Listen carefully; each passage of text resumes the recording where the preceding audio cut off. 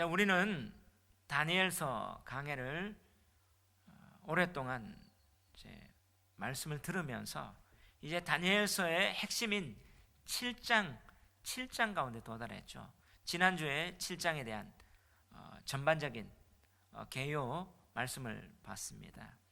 근데 이 7장은 다니엘서의 핵심이에요.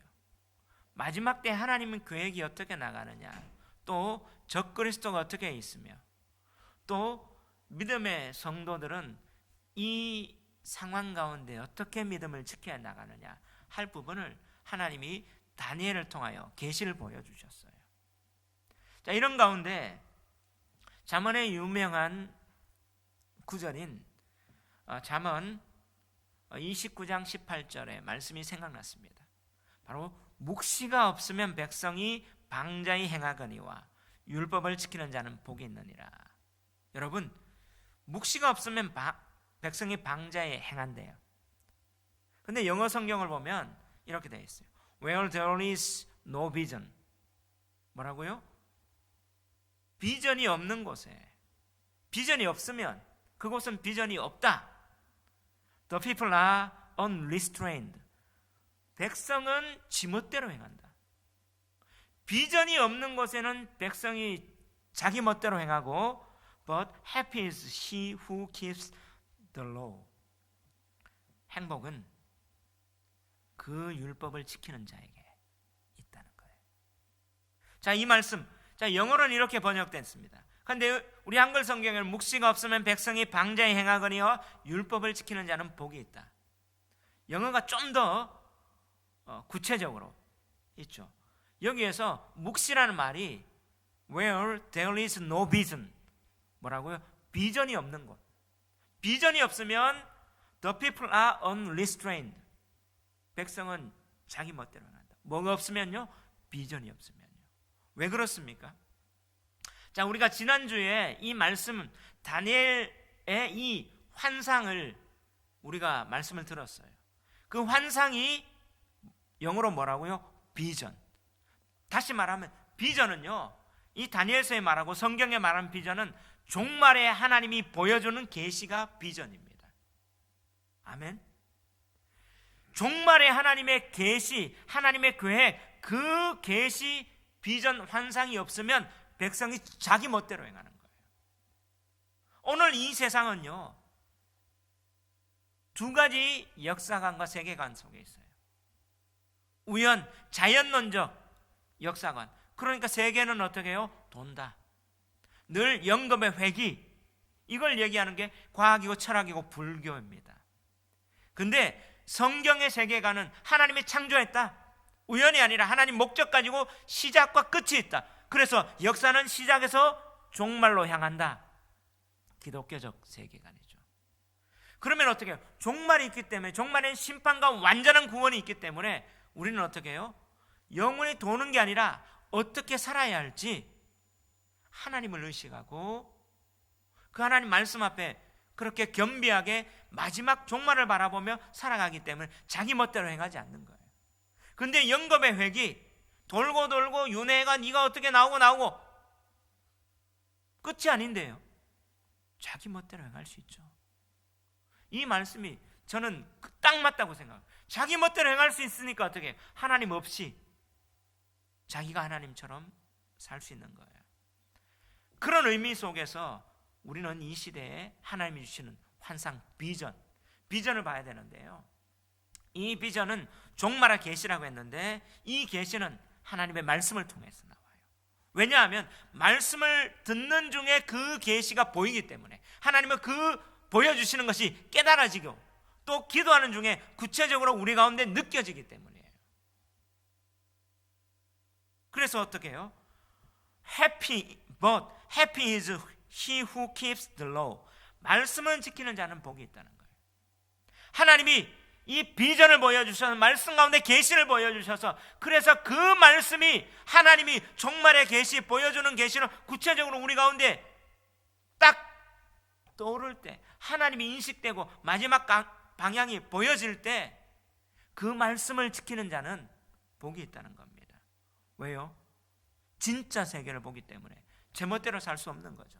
우리가 지난주에 탁월한 뉴턴과 거의 당대에 맞먹을 수 있는 그런 과학자인 스웨덴보리에 대해서 얘기를 들었습니다. 그가 어떻게 해요? 아인슈타인의 상대성 원리에 대한 그 내용 거의 비슷한 걸 200년 전에 논문으로 기고했던 대학 교수였던 탁월한 과학자였던 스웨덴보리가 57세 때 어떻게 해요? 하나님을 보게 됐잖아요. 하늘을 보게 되고 그가 하늘을 보는 환상을 27번 감당하고 나서 어떻게 해요? 진짜 세계를 보고 그 이후부터 어떻게 해요? 삶이 달라졌어요. 진짜 세계 보면 그렇습니다. 자, 그러면서 또 이런 이야기가 떠올랐습니다. 종교개혁자 마틴 루터와 함께했던 종교개혁자의 6명 중에 한 사람 멜랑히톤의 유명한 그 일화인데요. 그의 임종을 이제 제자들이 맡게 되었어요. 제자들이 맡게 되었는데 한 제자가 이렇게 얘기합니다. 선생님, 이제 천국을 향하여 출발할 시간이 되었습니다.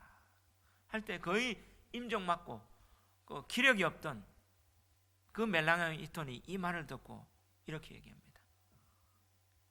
자네 그게 무슨 말인가? 지금 천국을 향하여 출발할 때가 되었다니. 아니, 도착할 때가 된 거야. 여러분, 죽기 직전에 왜 멜랑히톤이 이 이야기를 하는 거예요?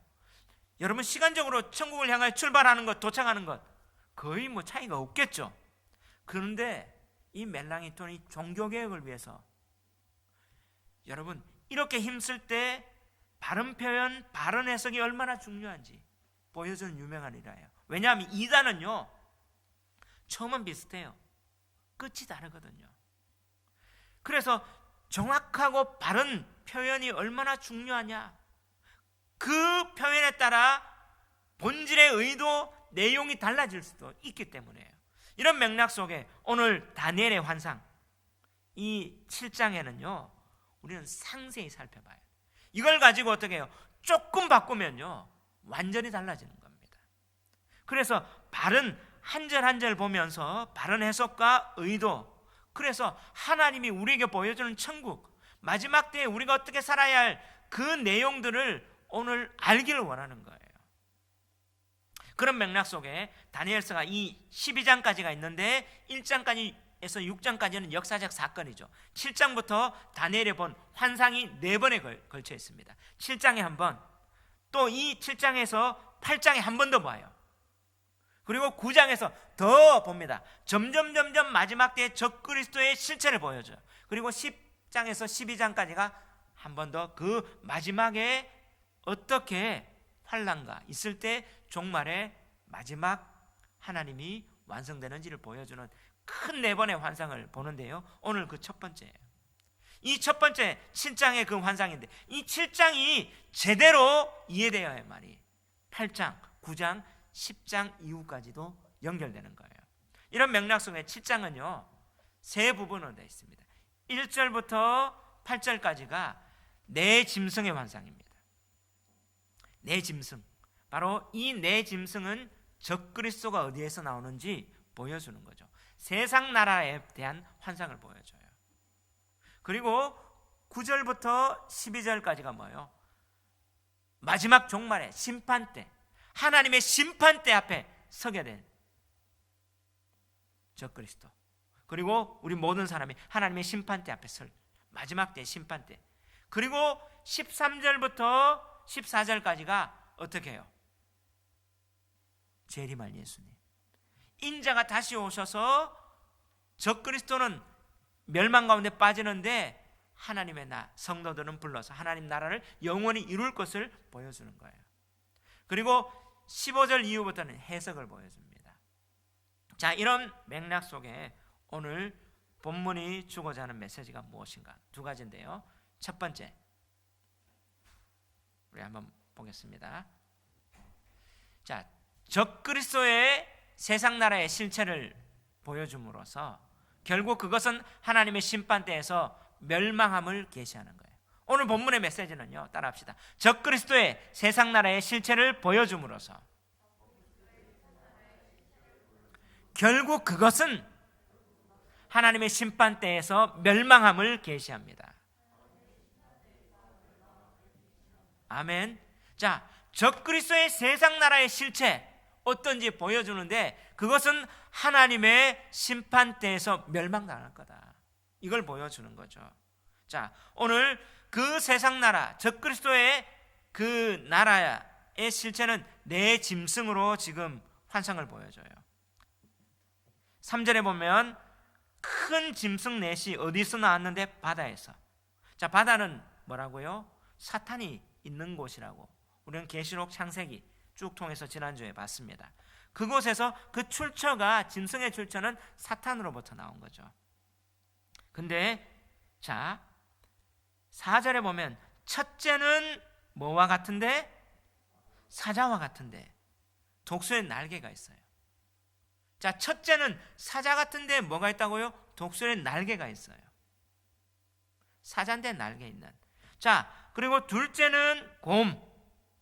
셋째는 6절에 보면요, 표범 같은데 날개 넷이 있고 머리에는 뭐요? 머리가 4개 있어요. 넷째 7절에 보면 어떻게? 이거는 이 짐승이 무서운 짐승인데 표현할 수 없어요. 근데 뭐가 있어요? 머리에 10뿔이 있어요. 근데 이것에 대해서 17절에 해석을 해줍니다. 17절 다 같이 한번 읽어봅시다. 시작. 그 내 큰 짐승은 세상에 일어날 내 왕이라. 자, 이 짐승은 세상에 일어날 뭐라고요? 내 왕이다. 자, 고대에서 왕은 곧 나라를 상징했어요. 그러면 이 내 짐승은 뭐예요? 내 나라란 말이에요. 바로 그리스도를 대적하는 적그리스도의 내 왕국을 지금 상징합니다. 여러분, 근데 적그리스도가 뭐예요? 적그리스도 말 그대로 하면 적, 대적하는 그리스도, 그리스도를 대적하는 자가 적그리스도입니다. 영어로 Antichrist, anti, 그리스도를 대적하는. 근데 이 적그리스도를 구체적으로 더 표현하면 사탄이 사람의 몸으로 나타난 것이 적그리스도예요. 왜냐? 그리스도는요, 하나님이 사람의 몸으로 오셨죠. 마찬가지로 적그리스도는 그리스도를 대적하는데 사탄이 사람의 몸으로 와서 대적해요. 그리스도는 하나님이 사람의 몸으로 와서 우리를 구원하시는데, 마찬가지로 그래서 적그리스도는 사탄이 사람의 몸으로 이 땅 가운데 온 그것을 적그리스도라고 합니다. 이 적그리스도에 대해서 종교개혁자 마틴 루터는 어떻게 말하냐면 이렇게 말해요. 나는 교황이 가면을 쓴 성육신한 마귀라고 믿는다. 그는 적그리스도이기 때문이다. 다시 말해, 교황이 적그리스도일진데 나는 그가 육신을 입고 온 마귀라고 믿는다. 자, 종교개혁, 우리는요, 개혁교회는 종교개혁자의 후손이에요. 마틴 루터가 적그리스도를 뭐라고요? 성육신한 마귀. 그죠? 사탄이 인간의 몸을 입고 온, 근데 그 적그리스도가 누구라고요? 교황입니다. 근데 오늘 적그리스도에 대해서 교황이란 사실을 교회 다니는 사람도 잘 몰라요. 제가 지난 주간에 목사님, 적그리스도가 또 어떤 줄 알았는데요? 이런 얘기를 해요. 그 베리칩 얘기도 하고. 그래서 제가 또 한번 설명을 해드렸죠. 성경은 그렇게 얘기하지 않는다. 근데 어떤 목사님은 베리칩이 666이 아니래요. 또 어떤 칩은 이게 666이래요. 막 이렇게 물어요. 성경을 제대로 알아야 되죠. 하나님 여기서 보여주셨어요. 그리고 종교개혁의 후손들은, 종교개혁자는요, 성경으로 돌아가자. 성경이 하나님께서 우리에게 보여주신 그 말씀대로 가자. 이게 초대교회 전통이고 종교교회 전통입니다. 성경의 역사를 볼 때 적그리스도는 어디요? 아담 이후에 뱀의 후손으로 이제 어떻게 해요? 나라를 건설해서 여자의 후손으로 오신 예수 그리스도를 어떻게 대적해서 성도를 핍박합니다. 근데 오늘 이 본문에 볼 때 그들이 짐승처럼 강하고 또 어떻게 해요? 성도를 핍박하는 것처럼 보이지만 결국에는 하나님의 심판대 앞에서 불못에 던져질 거라고 오늘 보여주는 거예요. 이게 다니엘을 통해서 보여주는 하나님의 종말의 계시, 이게 역사적으로 지금 성취되는데요. 자, 이 환상이 다니엘만 보면 자기들 유대인들만 하면 안 믿을 수 있죠. 근데 그 당시에 전 세계 통치에서 가장 최고의 권력자인 통치자였던 느부갓네살에게도 하나님이 어떻게 해요? 환상을 보여줬거든요. 근데 느부갓네살의 환상과 다니엘의 환상이 어떻게 해요? 내용적으로는 똑같아요. 그래서 어떻게 해요? 믿지 않는 하나님을 대적하는 그 권력자에게도 하나님이 보여주시는 거예요. 진짜다. 그래서 느부갓네살은 어떤 환상을 봤습니까? 바로 신상 봤죠. 신상이 어떻게 머리는 금으로 되고, 자, 가슴은 어떻게 은이 되고, 배는 동이 되고, 넓적다리와 종아리는 어떻게 철로 되는 이 환상인데, 이 제국이 어떻게 세상이 전체를 지배할지 보여줬잖아요. 금으로 된. 근데 느부갓네살에게는 뭐예요? 이 신상이 화려하고 웅장하고 찬란하고 힘 있는 것처럼 보였는데 다니엘에게는 뭐예요? 짐승으로 봤어요. 짐승은 어떻게 멸망당할 거죠. 근데 이 짐승이 내 짐승으로 제국이 변하는 것처럼 다니엘은 첫 번째 짐승 뭐예요? 사자인데 날개가 있어요. 이 역사적으로 볼 때 이 금 신상에 해당하는 데가 되요 바벨론 제국이에요. 그리고 은 되는데 뭐냐면 곰이 한 발을 들고 갈빗대를 3개 했고, 이게 여기는 뭐예요? 메데바사. 동 여기는 뭐예요? 표범처럼 되어 있는데 날개가 4시 있고 머리가 4개 있는, 여기는 헬라입니다. 알렉산더의 제국. 그리고 철대에 있는 저기는 뭐예요? 로마 제국이죠. 가장 강력했던, 근데 로마 제국에 발가락이 10개 있는 것처럼 이 짐승은 이 무시무시한 짐승인데 이로 다 부실 수 있는 짐승인데 뭐가 있어요? 10뿔이 있어요. 10발가락처럼. 이것을 오늘 다니엘을 통해서 구체적으로 이게 역사 가운데 어떻게 일어났는지 보여주는데요. 자, 첫 번째 짐승이, 자, 4절 한번 읽어볼까요? 시작. 첫째는 사자와 같은데 독수리의 날개가 있더니 내가 보는 중에 그 날개가 뽑혔고 또 땅에서 들려서 사람처럼 2발로 서게 함을 받았으며 또 사람의 마음을 받았더라. 자, 사자와 같은데 뭐가 있다고요? 독수리의 날개. 여기가 돼요. 바벨론에 해당해요. 신상의 금머리죠. 그 당시 바벨론은요, 실제로 자기 제국의 상징을 뭐냐? 날개 달린 독수리로 상징하고 있었어요. 이게 고고학 발견으로 나타났어요. 이거 보면 뭐예요? 사자인데요, 옆에 쭉 있죠? 이렇게 있는 게 그 날개예요. 날개 형상입니다. 이걸 자세히 더 크게 확대해 보면 날개를 조각을 했어요. 이게 바벨론의 제국의 상징입니다. 날개 달린 사자. 이걸 어떻게 해요? 하나님이 다니엘을 통해서 보여줬죠. 이게 지금 이라크에서 발견된 건데요. 지금 있습니다. 제누인 라이언이라고 사자죠. 그 옆에 저 허리 쪽에 날개 조각이에요. 날개 달린 사자가 어떻게 바벨론, 이라크 그 제국입니다. 자, 이 금속 중에 최고인 금, 바벨론이죠. 동물의 왕 사자, 새의 왕 독수리, 이게 바벨론 상징했어요. 근데 성경이 이 바벨론에서 포로되기 전에 예레미야가 어떻게 예언을 했는지 그 말씀을 한번 보면요, 예레미야 4장 7절에 보면 사자가 그 수풀에서 올라왔으며 나라들을 멸하는 자가 나왔으되 내 땅을 황폐하게 하려고 이미 그 처소를 떠났은즉 내 성읍들이 황폐하여 주민이 없게 되리니. 이 예레미야 예언은요, 느부갓네살의 바벨론이 예루살렘에 정복해가지고 유다가 바벨론에게 멸망당한 것을 지금 예언한 거예요. 그런데 그 느부갓네살이 어떻게 표현합니까? 사자가 그 숲풀에서 올랐대. 그죠?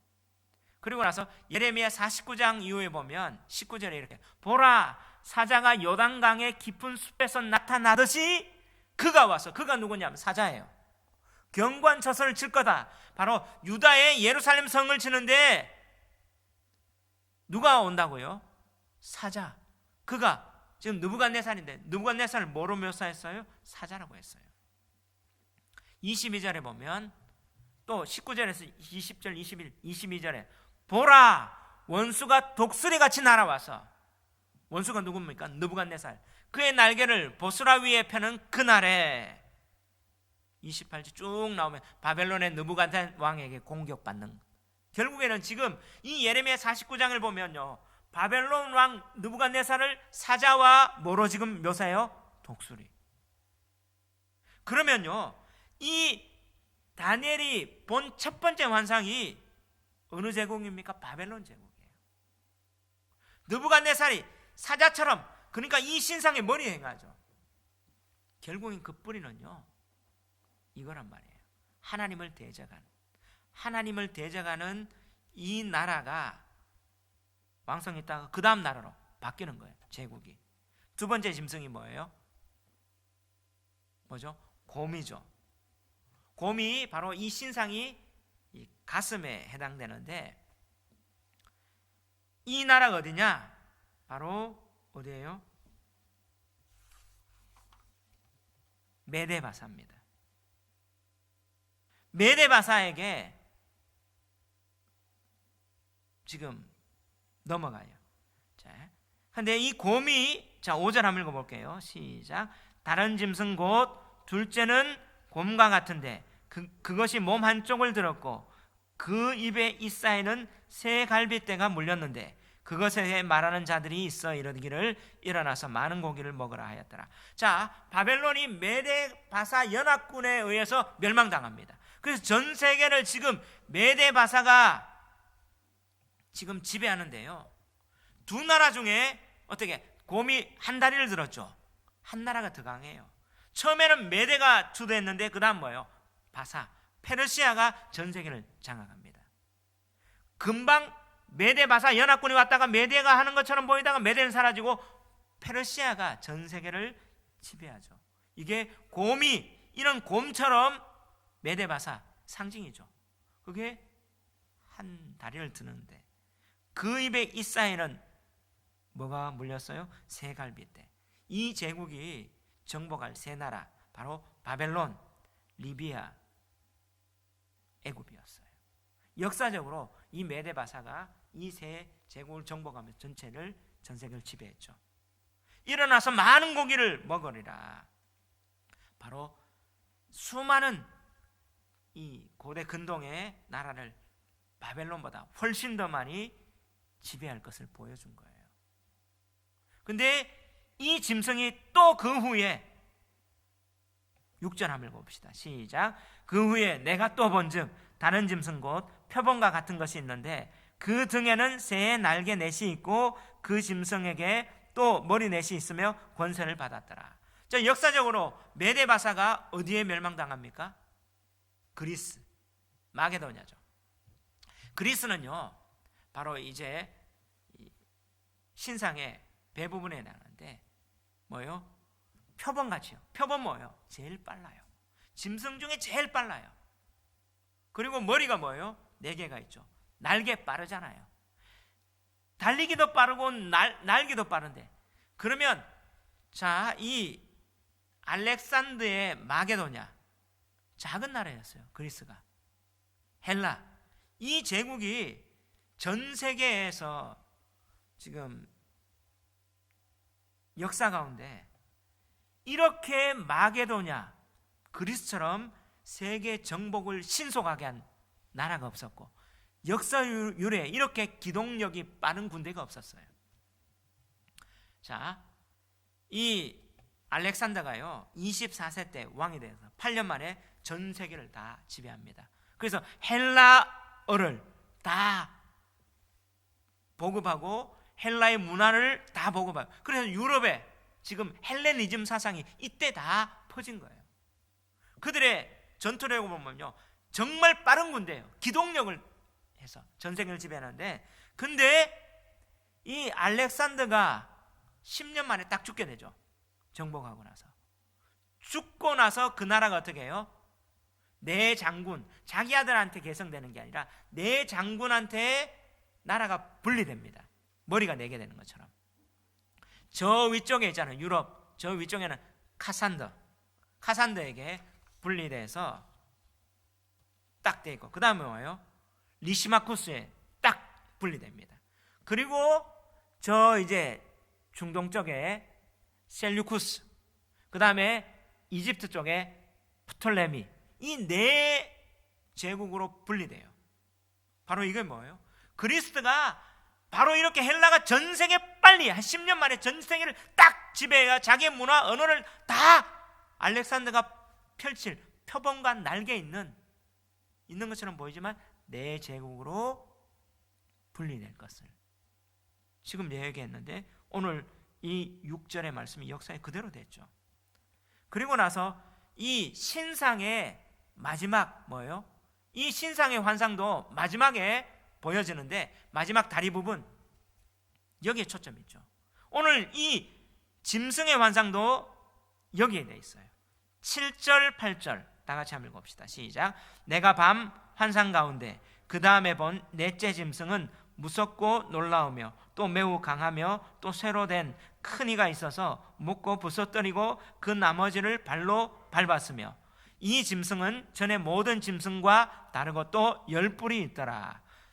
8절 시작. 내가 그 뿔을 유심히 보는 중에 다른 작은 뿔이 그 사이에서 나더니 첫 번째 뿔 중에 셋이 그 앞에서 뿌리까지 뽑혔으며, 이 작은 뿔에는 사람의 눈 같은 눈들이 있고 또 입이 있어 큰 말을 하였더라. 마지막 이 제국이 어디입니까? 로마 제국이에요. 이 로마 제국이요 정말 전 세계 가장 강력한 군대, 군사력으로 전 세계 모든 것들을 지배하고 모든 문명을 어떻게 해요? 여기에 헬라가 알렉산더가 나왔던 그 자리를 어떻게 해요? 더 강력하게 딱 통치하는, 무섭고 놀라우며 매우 강하며 새로 된 큰 이가 있어 먹고 부서뜨리고 그 나머지는 발로 밟았다. 바로 강력한 군대와 제국 조직으로 이 로마 전무후무했습니다. 역사 가운데. 근데 예수님께서 나실 때 유대는 로마의 속국이었죠. 식민지였어요. 로마법에 따라 예수님이 어떻게 해요? 십자가에 달려 돌아가셨어요. 제자들도 뭐예요? 로마법에 따라 핍박당하고 로마법에 따라 순교당하고 로마법에 따라 박해로 그들이 어떻게 해요? 뿔뿔이 흩어졌어요. 가장 강력한 제국, 짐승 같은 제국이 여기였습니다. 바로 이 느부갓네살이 봤던 이 2장의 환상이 바로 다니엘 7장이 어떻게 해요? 더 상세하게 보여주는 거예요. 이 짐승은 전에 모든 짐승과 다르고 뭐가 있더라? 10뿔이 있죠. 자, 다른 제국과 다르게 로마는 뭐 10뿔이 있었어요. 그러면 이 짐승의 10뿔이 뭐예요? 바로 발가락에도 10발가락이 있었거든요. 자, 24절, 오늘 본문의 24절에 자, 23절 24절 한번 읽어봅시다. 시작. 모신자가 이처럼 이르되 넷째 짐승은 곧 땅의 넷째 나라인데 이는 다른 나라들과 달라서 온 천하를 삼키고 밟아 부스뜨릴 것이며 그 10뿔은 그 나라에서 일어날 열왕이요 그 후에 또 하나가 일어나리니 그는 먼저 있던 자들과 다르고 또 새 왕을 복종시킬 것이며. 자, 10뿔은 뭐예요? 열왕이라는 거예요.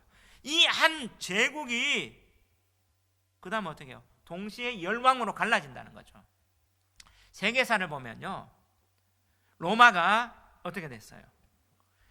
가장 강력한 조직을 가지고 통치력을 가지고 전 세계를 지배했다가 AD 375년에 게르만족의 민족 대이동으로 해서 로마가 어떻게 해요? 흔들리죠. 흔들리면서 그때 분열이 되기 시작하다가 AD 476년에 로마가 뭐예요? 열등분됩니다. 그래서 어떻게 해요? 요 표가 보면 로마가 AD 476년에 열등분으로, 시간차가 없어요. 동시에 열등분이 돼요. 첫 번째 지역이 어떻게 해요? 영국에 있는 앵글로 삭슨, 두 번째 지역이 프랑스가 있는 프랑크, 세 번째 지역이 알레마니, 여기는 독일이 있었죠. 그 다음에 부르근디, 롬바르드, 6번에 서고트가 스페인이죠. 7번에 수에비가 포르투갈, 동고트, 반달, 헤룰리. 자, 역사적으로 보면요, 동시에 지금 이 10개의 왕국으로 딱 로마가 분리돼 버렸어요. 시간차가 없이. 근데 뭐예요? 세 나라가 멸망했어요. 세 민족이. 동고트족, 반달족, 헤롤리가 동시에 멸망돼요. 오늘 다니엘의 환상이 10뿔이 딱 나와요. 근데 어떻게 해요? 작은 뿔이 와서 세 뿔을 어떻게 해요? 세 뿔을 뽑았어요. 이것은 뭐예요? 자, 24제 그 10뿔은 그 나라에서 일어날 열왕이요 그 후에 또 하나가 일어나리니 그는 먼저 있던 자가 다르고 또 새 왕을 복종시킬 것이고. 할렐루야. 하나의 이 뿔이 나와서 어떻게 해요? 새 왕을, 새 민족을 없애요. 역사적으로 그렇게 됐죠. 지금 7뿔만 지금 남아있죠. 그러면 이 작은 뿔, 8절에 보니까 어떻게 해요? 내가 그 뿔을 유심히 보는 중에 다른 작은 뿔이, 이 작은 뿔이 뭐예요? 적그리스도예요. 바로 여러분, 적그리스도에 대해서 오늘 지금 이 7장은 보여주고요, 8장의 적그리스도에 대해서 9장에 더 정확하게 깊게 보여주는데요. 근데 모든 성경학자는요, 이 작은 뿔이 적그리스도다. 근데 요한계시록 13장에 보면 오늘 이 짐승이 뭐예요? 첫 번째 사자, 그 다음 곰.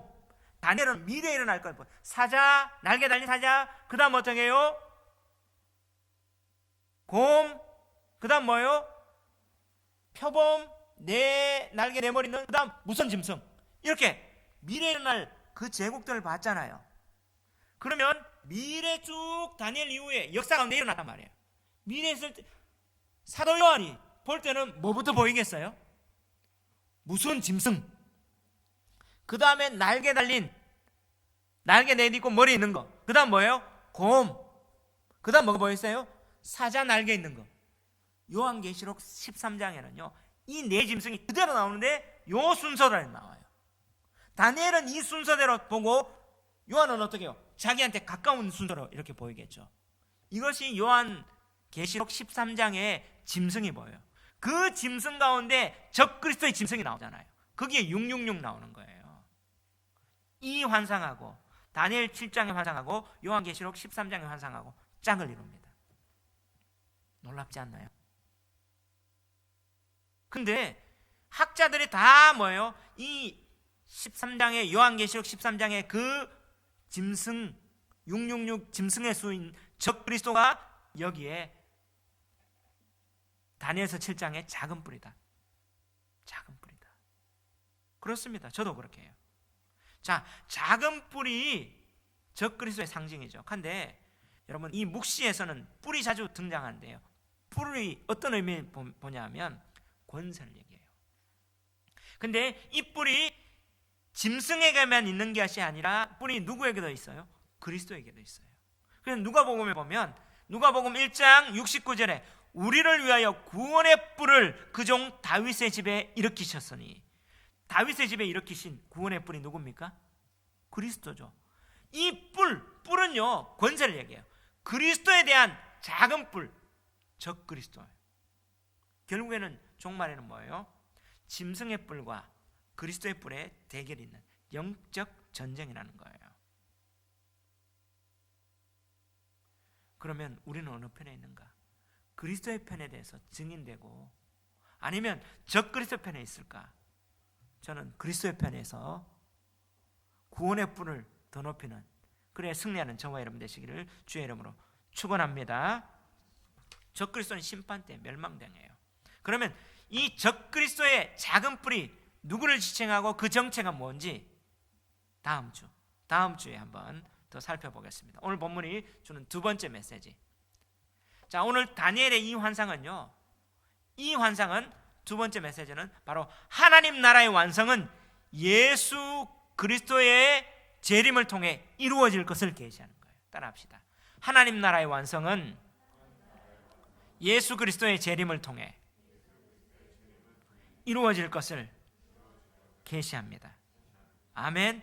자, 이런 적 그리스도에 대해서, 이 세상의 왕국에 대해서 진짜 이렇게 무서운 것들을 묘사했어요. 근데 여기서 두려워 떠는 게 아니라 오늘 본문에 뭐예요? 뭐가 보입니까? 9절부터 12절까지. 9절 다 같이 한번 읽어봅시다. 시작. 내가 보니 왕자가 놓이고 옛적부터 항상 계시니가 좌정하셨는데 그의 옷은 희기가 눈 같고 그의 머리털은 깨끗한 양의 털 같고 그의 보좌는 불꽃이요 그의 바퀴는 타오르는 불이며. 지금 뭘 묘사해요? 심판정이에요. 적 그리스도를 심판하실 하나님의 최후의 심판 때에 대한 환상을 보는 거죠. 왕자가 놓였어요.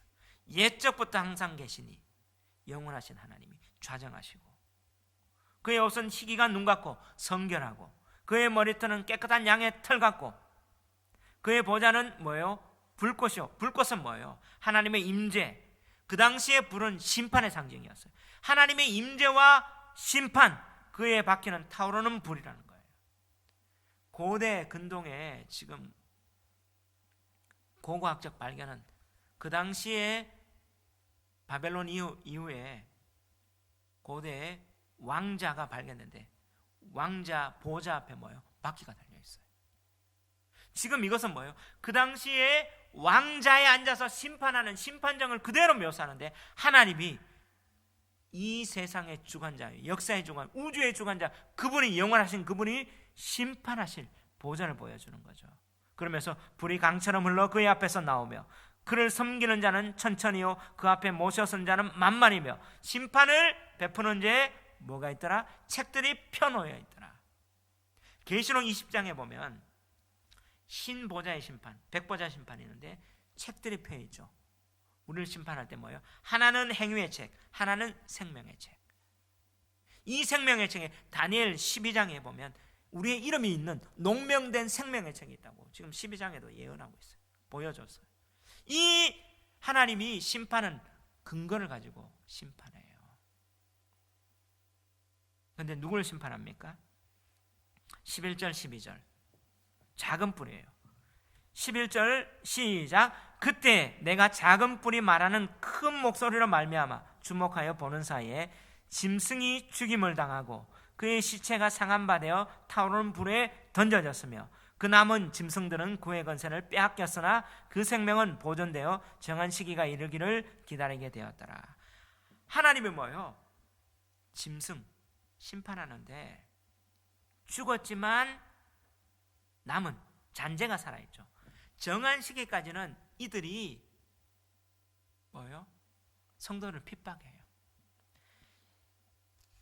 다니엘서 7장 자 25절 26절 우리 한번 읽어봅시다. 시작. 그가 장차 지극히 높으신 이를 말로 대적하며 또 지극히 높으신 이의 성도를 괴롭게 할 것이며 그가 또 때와 법을 고치고자 할 것이며 성도들은 그의 손에 붙임받아 한 때와 두 때와 반 때를 지내리라. 그러나 심판이 시작되면 그는 권세를 빼앗기고 완전히 멸망할 것이요. 지금 이 작은 뿔 적 그리스도가 할 일 하나님 대적하고 누군지는 다음 주에 정확하게 역사 가운데 우리가 볼 거예요. 성도들은 그의 손에 붙잡힌 데 받아요. 한 때와 두 때 반 때를 지내요. 이 한 때, 두 때, 반 때. 그래서 한때, 두때, 반때, 3년 반이죠. 여기에서 우리가 세대주의자들이 7년 대환란에서 3년 반, 휴거되기 전 3년 반, 휴거되기 후 3년 반 막 이렇게 얘기를 해요. 한때, 두때, 반때니까 3년 반이잖아요. 근데 그게 뭘 얘기하는지 다음 주 보여드리는데, 여기서 뭐예요? 정한 기간, 정한 시기가 이르기까지는 어떻게 해요? 성도들이 핍박을 당해요. 환난을 당해. 그들이 하나님이 심판했지만 아직도 그 잔재가 남아있다는 걸 보여줍니다. 무서운 짐승이기 때문에 힘은 있어요, 대단히. 근데 오늘 이 환상이 뭐예요? 마지막 어떻게 됩니까? 13절 14절 시작. 내가 또 밤 환상 중에 보니 인자 같은 이가 하늘 구름을 타고 와서 옛적부터 항상 계신 이에게 나아가 그 앞으로 인도되매 그에게 권세와 영광과 나라를 주고 모든 백성과 나라들과 다른 언어를 말하는 모든 자들이 그를 섬기게 하였으니 그의 권세는 소멸되지 아니하는 영원한 권세요 그의 나라는 멸망하지 아니할 것이라. 할렐루야. 그때 이제 마지막 때는 인자 같은 이가, 예수님이 자신을 복음서에 보면 신약에 80번 이상 자신을 인자라고 했어요.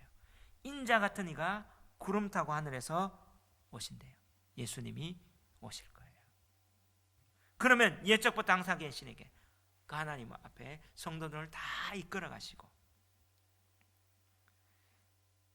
짐승은 멸망당하고 그의 성도들은 나라가 되어서 오늘 불렀던 구원하심이 보좌에 앉으신 어린 양과 그 여호와께 있도다 하며 하나님 앞에 찬양하는 천년 왕국이 임하여질 겁니다. 할렐루야. 그래서 이 최후의 심판은요, 성도들에게는 기쁨입니까? 희망입니까? 두려움입니까?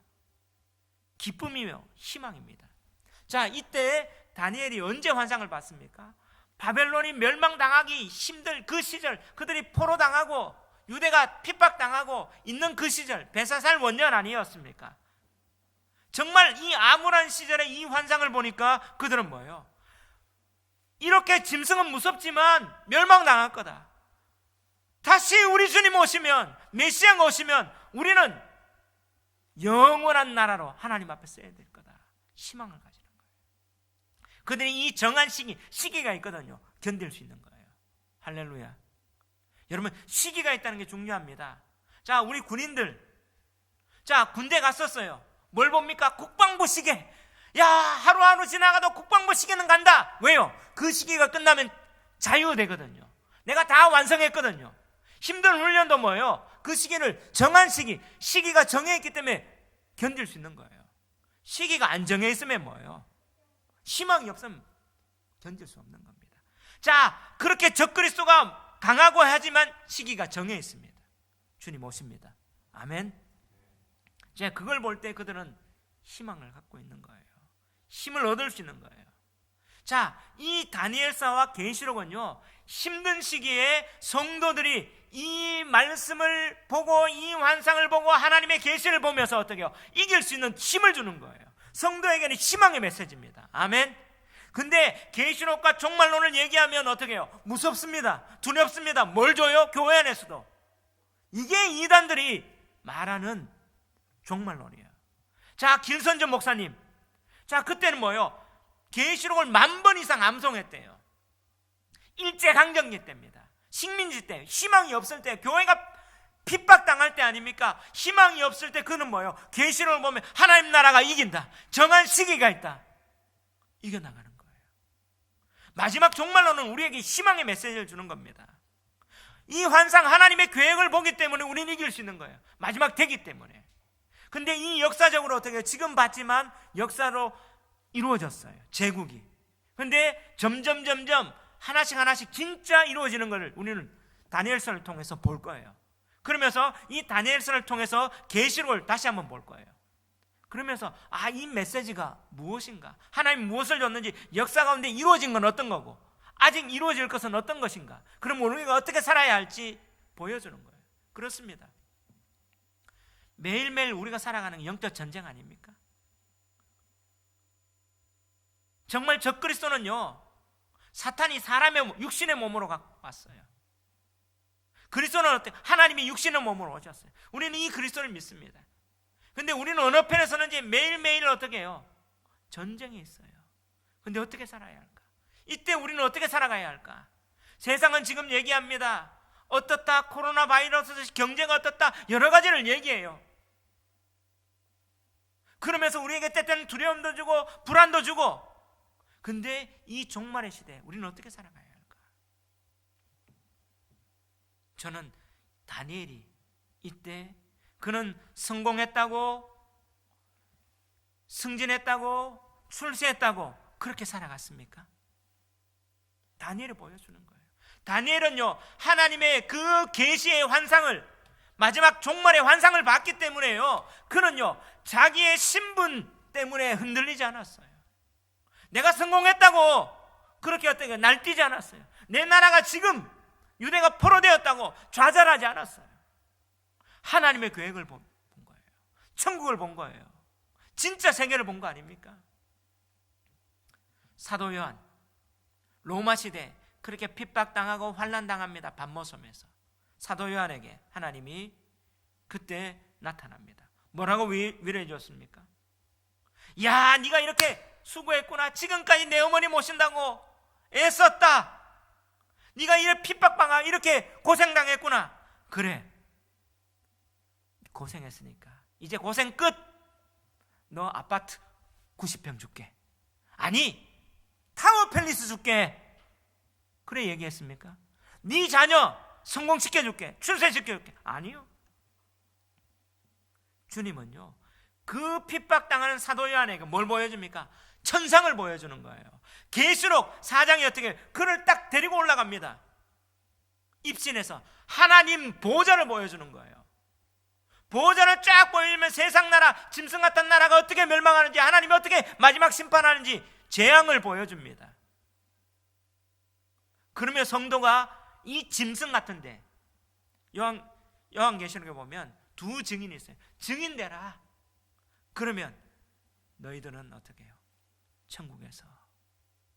그래서 계시록 마지막 21장 22장이 뭐예요? 천국을 보는 거예요. 눈물 슬픔 없고 정말 황금길이 있는 천국 보는 겁니다. 오늘 우리에게 천국이 주어졌습니다. 이 환상을 통해서 계시가 없으면, 묵시가 없으면 백성이 방자히 행합니다.